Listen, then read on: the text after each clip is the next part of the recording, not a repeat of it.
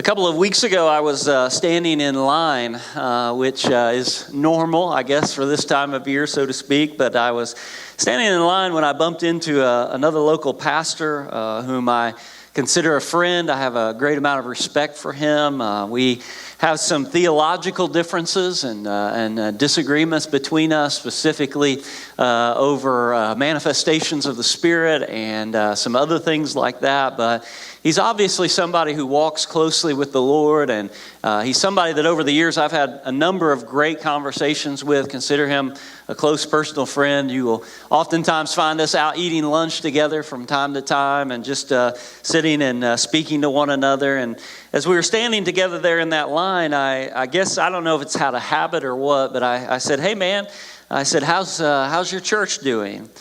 And it seemed like after I asked that question, it seemed like it took quite a long time for him to answer. He squirmed around for a few minutes, and then it was almost like he was just trying to find the right words until eventually he said, "Frustrating." That was all he had, was just a one-word answer. And as soon as he said that word "frustrating," immediately I was drawn to one of my counseling professors, Dr. Brewer at Southwest Baptist University, who used to always say in our class that if you're doing counseling with somebody and they use that word "frustrating," you're to inform them that you're not allowed to use the word "frustrating" because it's non-descriptive. It doesn't define anything. And yet, that's kind of exactly what he was really painstakingly trying to say in that moment. He didn't really know how to define the answer that he was giving to the question that I was asking. Attendance was down, sure, but it wasn't terrible. As he spoke on, activities were constant, but they were up and down in participation. Things that he didn't think folks would come to. They would draw large crowds, and then things that he thought everybody would want to be at, nobody came to. There were things happening, but it felt like there was a certain sense of a stall around them. Services were good, but there were some pieces that seemed to just be missing along the way. There was kind of a piece of me as we were having this discussion that really appreciated his brutal honesty, because that's not normally like us pastors. We are the chief among sinners. We are the chief among liars. You ask us how everything is, and we say, "Great, everything's good." But there was a piece of me that appreciated his brutal honesty, because I found myself kind of relating to a lot of what he was saying. Now, at this point this morning, I want to be abundantly clear. I want to preach not to you as much as I want to just speak to myself. And I want to speak clearly this morning and just do my best to be concise, but from the heart. And if the Lord chooses to speak to you as I kind of preach to myself this morning, then we'll just give him glory together. But anticipating this morning would be a little bit of a smaller crowd and an in-house discussion, thought this was a really good time to kick some of these things off and look and direct our attention in the new year. Almost 21 months ago, our national leaders announced a global pandemic, and one that caught everybody by surprise. I spent a lot of time kind of thinking about that over the last couple of weeks in preparation for this morning. And I was thinking about just where we were at. And when I remember, for me, I kept hearing this word COVID batted around, but I didn't know what it was. And you'd hear a few things on the news, but I didn't really know whether or not we should be stressed about it or not stressed about it. I just kind of felt like there was a sense of, maybe invincibility. We're in Missouri, right? And this is stuff on another planet, New York. And I remember I was preparing to have surgery and go in for my second spinal fusion, and they had said that they couldn't get me in until the end of March, and then all of a sudden they moved that timeline up. And if I remember my history correctly, I went in, and the very next week, I think I was one of the last surgeries done at Boone Hospital, elective surgeries done at Boone Hospital before they shut them down. And as you march through February and you get into March, the second Sunday of March, 2020, we had one of our largest attended services that wasn't Easter or Christmas Eve or something like that. And I was kind of thinking to myself, with all of this stuff in the news, I sure am glad I live in Missouri and not New York or California, because in Missouri, we're still the Bible Belt, right? And not everyone is a believer in Christ, but there's certain cultural trends or traits that lead people to ask more questions and search for difficult answers. And while others may be fleeing, our communities will rally together. And you could even sense that and see that in what was going on to seek better answers. And I might even say to seek a bigger answer than themselves, seek God. In the course of 7 days, I would be blown away by what was going to take place next, and many of you would as well. Our students were away that weekend in Hermitage at a youth conference. I can picture it well. In fact, we had no more than arrived down at Hermitage, Brother Todd, than then the first case of COVID in Missouri was announced, and there was a question in front of everybody whether or not we should stay, whether or not the conference should go on, or whether they should stay or send everybody home. And the entire weekend seemed to kind of just be an internal turmoil, didn't it? It's just nobody really knew what to do over what the right decision was or wasn't. It wasn't that people necessarily wanted to disagree. They just disagreed, and they didn't know what to do. I left that Saturday night after I had gotten done preaching, and as I do so many times after the Hermitage Youth Conference, and I was driving back in my truck, and I remember thinking to myself, man, I sure am thankful that I pastored Cornerstone Baptist Church where we never fight about anything.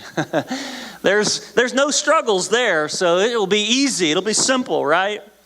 And the next morning I got up for services and followed my normal routine, only nothing about that Sunday was going to be particularly normal. From hundreds the week before, 73 people were present. In the blink of an eye, I thought, where did everybody go? Now, I want to be crystal clear this morning. If you hear me condemn attendance or even really speaking about COVID, then you're not listening to what I'm saying. This was all I knew. It was all new to every one of us. It was new to all leaders. Nobody really knew what to do, so I'm not condemning anybody who said, I want to stay home. I think we all had a certain realization within ourselves, didn't we, about our own humanity, about our frailty, about our own weakness. Leaders were pressed with hard decisions. I suppose whether or not we made good ones or bad ones will be for generations to look through in history. But at the end of it, leaders had the burden of weight of responsibility. And so we all did the best that we could. The next week on Monday, I was practicing. It was time for boys' golf season. And I went to practice and I was doing the normal things. And I thought, well, surely this craziness will calm down in a little bit. And all of a sudden, a school administrator came in and said, hey, listen, we're going to send everybody home. And tomorrow we'll get more information to you and we'll let you know what we're going to do in the days ahead. And so the next day I went about my normal business. We were wrapping up practice anyway. And the next day I was going about my normal business, and I no more than arrived at school to practice in the simulator room. And we were told immediately to go home and that there would be communication sent out by email later on that day. And sure enough, within just a few minutes, maybe 15, 20 minutes, we were told that school was going to be shut down for at least 2 weeks and possibly a month, and we would go from there. By Saturday of that week, the governor was announcing a statewide lockdown of all businesses. And on Monday, our staff held a meeting to discuss what the next steps really needed to be for us and how we really could minister to people in the midst of all this kind of chaos. And I began that meeting with a fairly ominous tone. I still have the notes from that meeting. I told everybody, when this is all over with, it will be like starting all over again. I can remember one of our staff members saying, nah, it's not that bad. Just give it a couple weeks. Everything will go back to normal, right? But for some reason, and I want to speak generally here, not specific to our community, in that moment I sensed something about the human condition. I don't know if I draw it from the character of Demas in Paul's writings. You may remember him or you may not. He's only mentioned 3 times in Scripture. And the first time chronologically that the Apostle Paul mentions Demas, he says that Demas is a fellow servant and co-laborer with the Lord, and that he's worthy of their faithful greeting. The next time that Paul speaks of Demas chronologically in Scripture, he says, Demas basically says hi to you. And then the next time that we find Demas' name chronologically speaking, Paul says of him, he has deserted me. He has fallen in love with the present world, and he has deserted me. If the kid misses 2 weeks, I thought to myself, there's no way they're going to want to go back for the last month of school. I thought to myself, if we start closing churches down and we stop doing ministry, I know the human condition. There's just this natural, what do I want to say? Apathy in me. I won't even speak about anybody else. There's this natural apathy in me that says I'll just kind of get into my normal routine and I'll just get used to complacency. Churches closed, people would get used to not attending. And that's what was at the heart of that statement I made to our staff almost 2 years ago now. There's just something about our human nature. It's easy to get complacent, isn't it? Over the past 21 months, the statistics really tell a story. Across denominational lines, Sunday worship in-person attendance is down 63% according to the latest Pew Research poll. In Southern Baptist life, the number is a little bit better, but not much better. We're down about 47% over 21 months. In Missouri, specifically, attendance is slightly better, but trending with the national average. Southern Baptists are down about 45% in irregular attendance. After the last annual church profiles were filed, the SBC churches saw more than attendance plummet as well. According to our regular statistics that we compile, we fill out what's called an annual church profile every year and send it in to the national organization. Giving across the board was down. Engagement in activities was down. And here's one that should trouble all of us, baptisms. Down 81% everywhere across the globe in Southern Baptist life, except in Asia. Now, I'll step away from the church for a moment. And it would be impossible to calculate the number of conversations over the last 21 months that have gone something like this and see if you can relate to it. What's wrong? I don't know. I can't really put my finger on it, but something just isn't quite right. Mental health professionals feel taxed. Teachers feel overwhelmed. We've got many educators in our congregation, and I want you to know I'm thankful for you. We hear about those particular education and mental health professionals a lot because they're in our newspapers, their stories are written. They're the ones that tend to make the most news of late. But I can tell you as a pastor on the ground level, every profession and people that I encounter over the last 21 months, there's just this sense of just nothing's quite right. And the reason that you aren't supposed to use the word frustrated in counseling is because it's so nondescriptive. Are you angry when you say you're frustrated? Are you tired? Are you sad? Are you mad? What exactly are you? Frustrated is nondescript. It doesn't really say, does it? It just says something's not right. And yet it feels like the only appropriate word for so many over the last 2 years, doesn't it? That's what my friend was trying to convey that day in that line. Then all of a sudden, about a year ago, I asked myself a question. Instead of being consumed with all of the emotions, I want to be more precise in my own personal life. I want to be a little more personal. What has really changed in the midst of all of this? My kids are older, a year. Now, actually 2 have flown by. And I didn't even hardly notice. Didn't see that my son had become a young man. I didn't see that my little 2-year-old was getting ready to turn 4 and that she didn't have time to sit on Dad's lap as much anymore.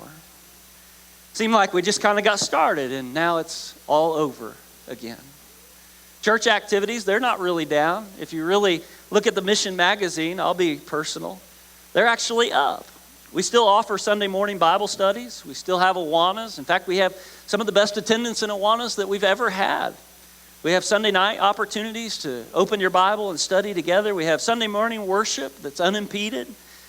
We've added lots of new ministry, even over the last 21 months. We've added a preschool, and I'm thankful for that.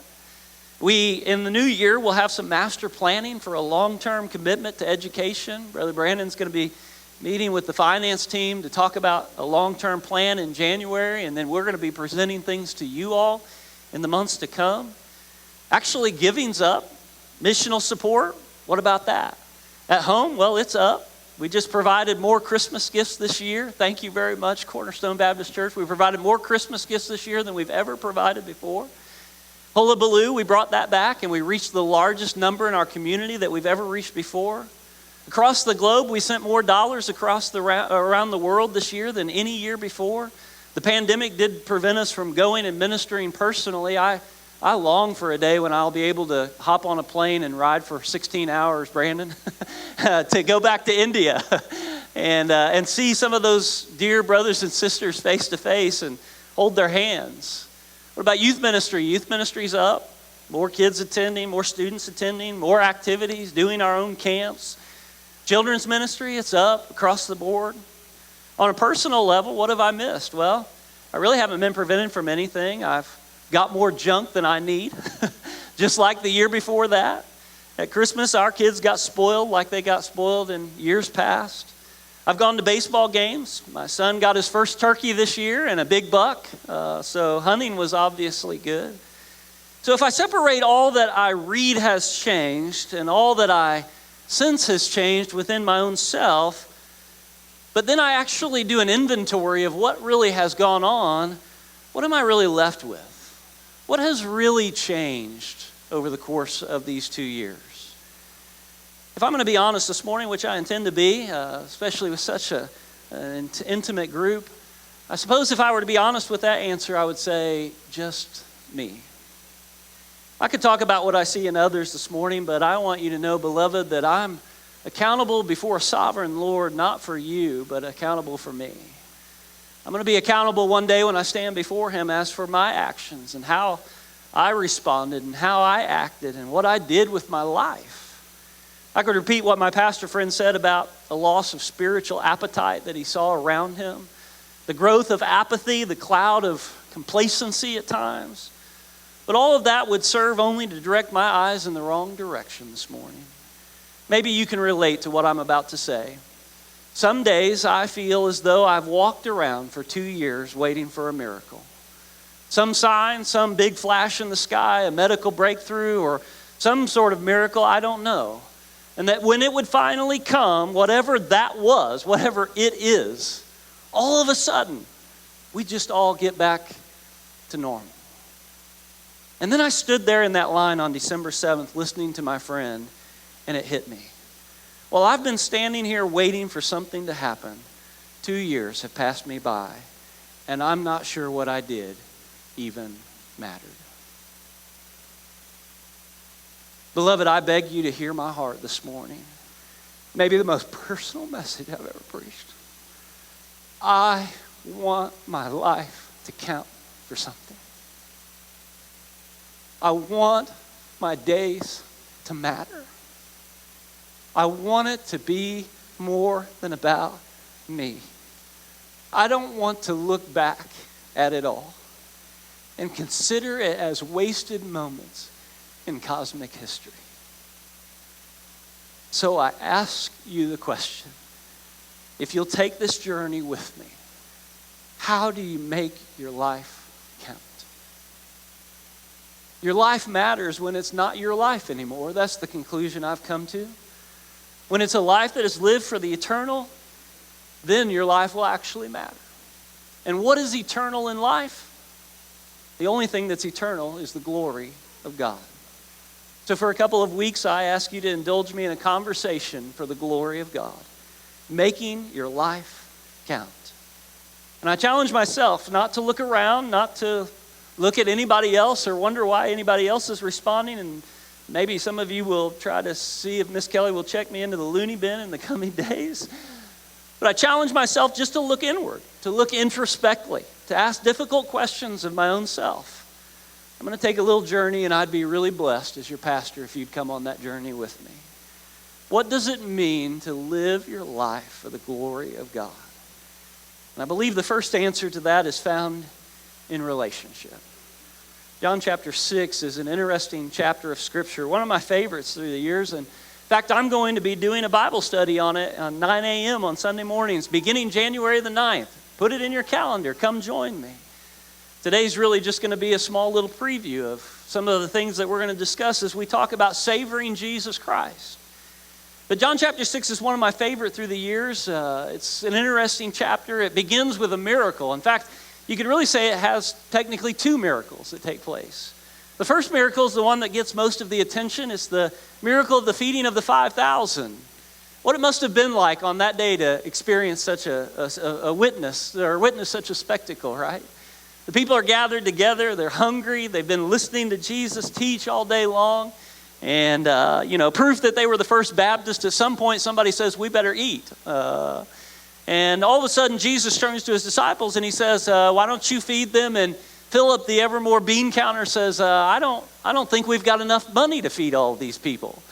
And then all of a sudden, Andrew comes and brings a small boy with a couple of fish and a couple of loaves. And Jesus blesses that, and you know the rest of the story. They eat until they're overflowing, until there's actually some leftovers. Then the second miracle that takes place is that night. Jesus sends his disciples across the sea while he goes to dismiss the crowd. And then after they have gone across the sea, or as they're going across the sea, he decides that he's going to walk out to meet them. Actually, Mark's gospel says that he didn't decide to walk out to meet them. He actually intended to walk all the way past them. But in the providence of God, some more miracle was to be defined and to be shown for them. Verse 22 of John chapter 6 really begins at that point. After Jesus has walked on water, all of a sudden the crowd that from the day before looks up and they notice that Jesus and his disciples are nowhere to be found, that they're all gone. And they start asking amongst themselves, how in the world did that take place? We only saw one boat leave, right? So how did that happen? Jesus should still be here, but he's not here. And so they're curious, and in their curiosity they decide, hey, maybe we need to go seek him out. And so they go looking for him, and eventually they find him, and when they do find him, Jesus turns to them and he has a message for them, and it's really not the message we might have expected. It's a challenging message. He turns to this crowd that has sought him out, and he basically accuses them of following him for all of the wrong reasons. He says that the only reason that they are following him is because that they were hungry and he fed them.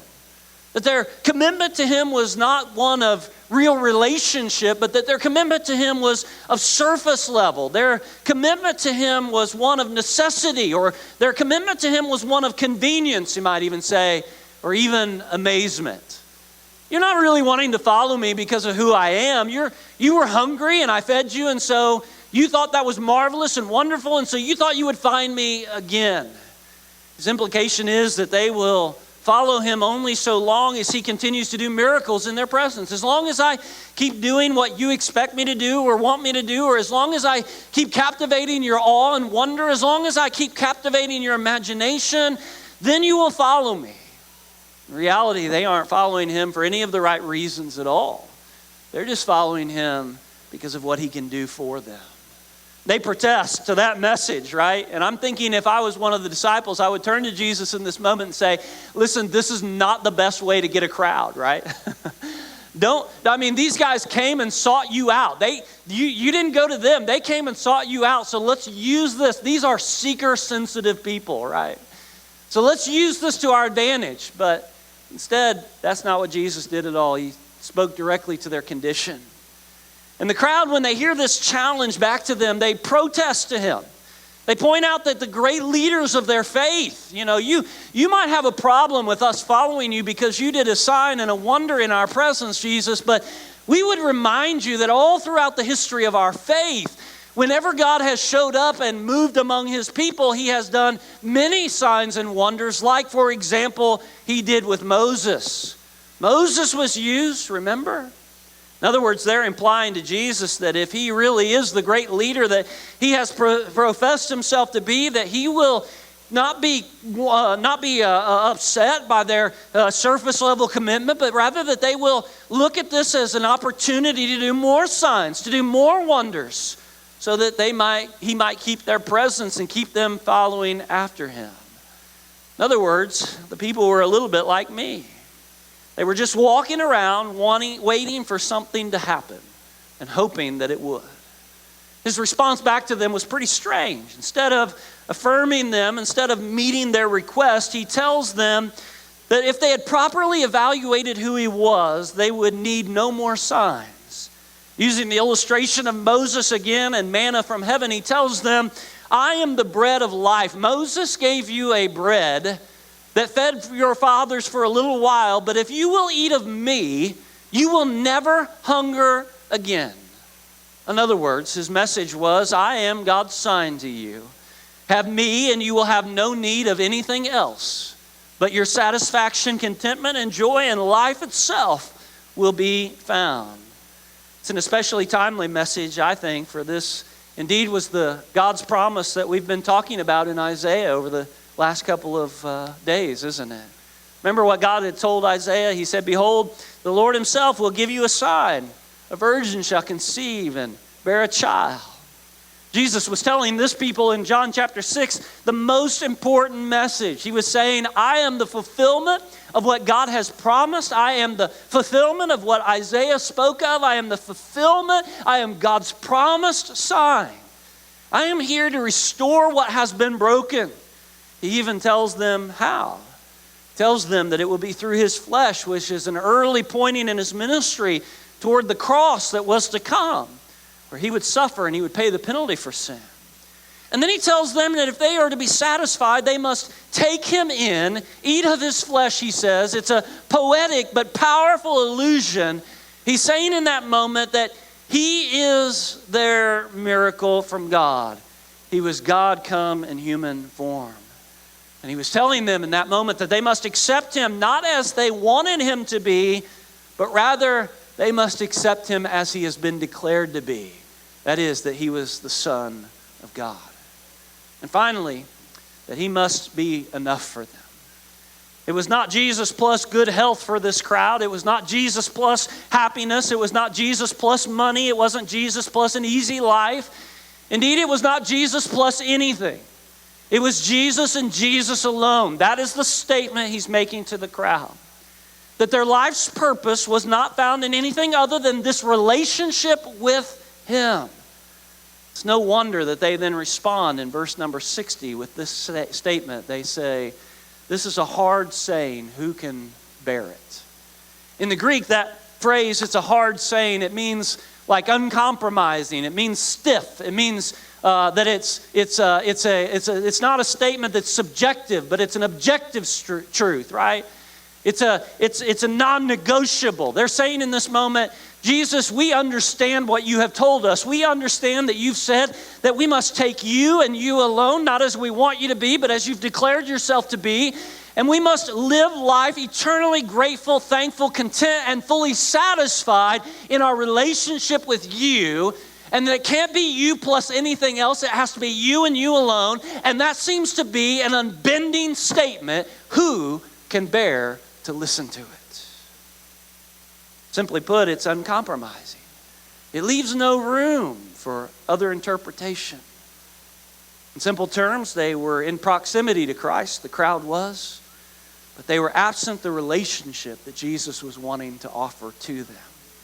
They wanted the things of God, but they didn't want God himself. They wanted the blessings of Christ.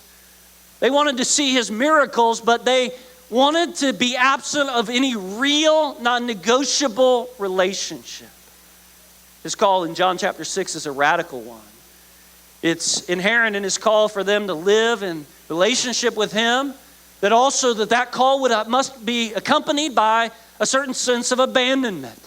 In other words, what Jesus is saying when he says that I must be everything to you is he's saying you have to be willing to abandon your own preconceived notions of life to follow me. You have to abandon your own ambitions to follow me. You have to abandon your own goals. You have to even abandon a cultural view of life. You have to literally abandon everything in order to follow after me. That's what this type of relationship would require. The relationship that they were being called to was one where it was Jesus and Jesus alone, nothing else. If the world fell into chaos, it should not matter because they were in relationship with Jesus. If nobody else followed after them, it shouldn't matter because they were in relationship with Jesus. If family turned against family, it shouldn't matter because they were there with Jesus.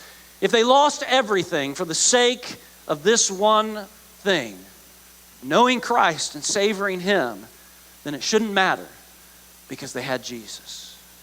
Jesus was calling them into a relationship where he promised to be more than all that they would lose, more than enough.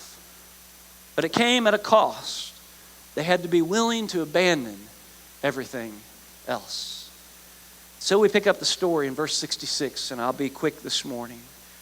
In verse 66, it says these words, and after this, after he's laid out these terms, after this, many of his disciples turned back and no longer walked with him.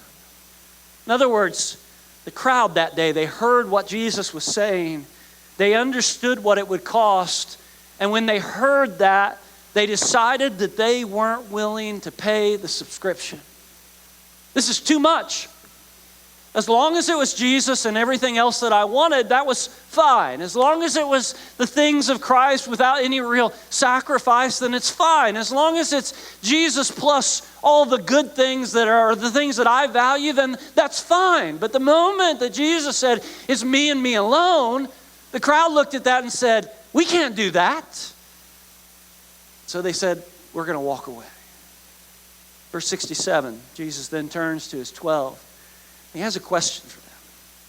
He turns to them and he says, do you want to go away as well? I think if Simon had not spoken, it would have hung there. That question would have hung there like for an eternity. Like the silence, the stillness that falls on us in the simple things of life. Because it's a question that's really worth asking. It's really the only question in that moment. It's a question that should be repeated to us thousands of years later. If everybody else walks away, if following Jesus means the loss of all things, do you still want to follow me? Is it worth losing all things that you might stay with me? Do you want to walk away as well? In that question, Jesus was asking the disciples, am I really enough? Are you here with me? Or are you merely within proximity as well? Are you merely living within proximity of me but not in relationship with me? What is it? Am I enough? And I think I think too often I have a habit of wanting to live in proximity to Jesus, but absent the relationship that he's called me to. You see, I want to live within his teachings. I'm faithful to be moral, faithful to show up, to give, to set an example. I enjoy the good Christian arts. I like shows like The Chosen. I like contemporary music with a syncopated rhythm, even though my grandparents told me that would lead me to hell. I even like the occasional good message to listen to. I attend services faithfully, even go beyond my presence at the special services, right? I was here on December 26th. I'm in proximity of Christ, like the crowd, but I'm somehow absent from the relationship that he's asked. The old phrase, missed by an inch and missed by a mile, seems all too familiar with my relationship all too often with Christ during some seasons. He said, you have to take me and nothing else. You have to abandon everything else because I'm enough. And I said, okay. But I think I'll hang on to a few things over here. But you see, beloved, what Jesus is challenging these people with is that's not really possible. To hang on to anything else is to lose your grip on Jesus Christ. It's Jesus and Jesus alone, or it's nothing at all. But we have a hard time grasping that. Jesus lays out the terms, follow me and abandon everything else, and at least the crowd was honest. At least the crowd was honest. I respect them for that. They turned around and they followed him no more. They understood what he was saying and they walked away. And then Jesus turned to his 12 and he said, what about you? One man seemed to get it that day, Simon Peter. He responded in verses 68 and 69. He said, Lord, to whom shall we go? You have the words of eternal life, and we have believed and have come to know that you are the Holy One of God. In his question is really a statement. When Peter says, Lord, to whom shall we go? What he's really saying is, if you're not it, where else do we have any hope? Where else is there? If you're not enough, what is enough? He's saying, in other words, to Jesus in this moment, Lord, I have put all of my eggs in your basket. And if you are enough, then I am utterly hopeless in this moment. Lord, I have put all of it. I've put my money, I've put my time, I've put my family. I've abandoned family to come follow after you. I have picked up my cross to come after you, just as you instructed me to do. And Lord, if you are not enough, then what is? Where else could we possibly go? And his statement is based on a conclusion that he's made. He says, you have the words of eternal life, and we have believed And we have come to know that you are the Holy One of God. In other words, he's saying in that moment, the basis of our following is a conclusion that we have reached. We are convinced, Lord, that you are God. And if Jesus, if you are God, then you alone have the answers to life and even eternal life at that. And on that basis, there is nothing else that really matters. There's really nowhere else to go. Why? Where could we possibly go? What does it mean, beloved, to live for the glory of God? If making my life count can only be found in living for the glory of God, then what does that look like? John 6 shows us that begins with a right relationship. A relationship with Christ that is not found just in proximity to his words, but a relationship convinced of his personhood, that he is indeed the Son of God. Having become convinced that he is the Son of God, God incarnate, being willing to abandon everything else in order to follow him. And so this would be my invitation at the beginning of this discussion this morning. Does that describe your relationship with Christ? Does it describe my relationship this morning? If it does, then it doesn't matter what other people do. If it does, it won't matter if other people follow. If it does, it won't matter whether service is convenient. If it does, then his words are precious. They are eternal life. And we can find no peace except in him. What's that mean on a practical level? It means that pastors and leaders and staff, they don't have to beg me to serve. They don't have to beg me to be faithful. They don't have to beg me to join a Bible study. They don't have to beg me to give generously. I won't even have to ask at all as your pastor. Because if we modeled this relationship, if we had this relationship, because if all we did, the only reason we ever did any of those things was the basis of a sense of obligation, then we've missed Jesus altogether. Because John 6 shows us that a relationship with Christ finds no other place to be except in his presence, fulfilling his mission. You see, beloved, this type of relationship with Christ means that we jump at opportunities to serve others. It means we leap at opportunities to give. It means we beg for more missions, and it means we extend our very lives, making known and famous this Jesus. We'll fight for more opportunities to hear his words and to study them together. We will give our lives for his cause because there's nowhere else to go. There's nowhere else to go this morning. Beloved, if Jesus isn't enough, then I'm the most hopeless among you. I've put it all on him. And I'm asking you if you would but join me in that cause. It's Jesus and nothing else, or it's not Jesus at all. As our musicians work their way forward, I'm going to ask us to bow our heads for a few moments. I know we have some folks that we expressed a desire to join this morning, and we'll certainly give you that opportunity to do so. But I want to just bow our heads for a few moments in the solemnness and the quietness of this moment. And I want us to stand before the Lord within our own selves. And I want us to hear this question.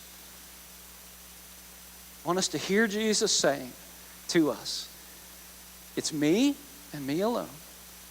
You have to abandon everything else to follow me because I'm enough. I'm worth more than anything you would lose. I want us to hear Jesus say that. And then I want to hear that question. The masses have chosen to walk away. Will you walk away as well?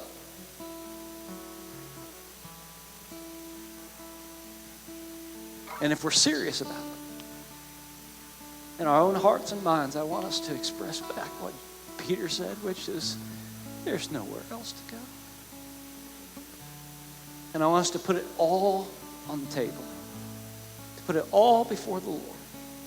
Whatever you want me to do. You want me to serve? You want me to get up an hour earlier on Sundays? You want me to volunteer for children's ministry? You want me to fly to the other end of the earth? Whatever you want me to do, I'll do. Would you make that commitment before him today?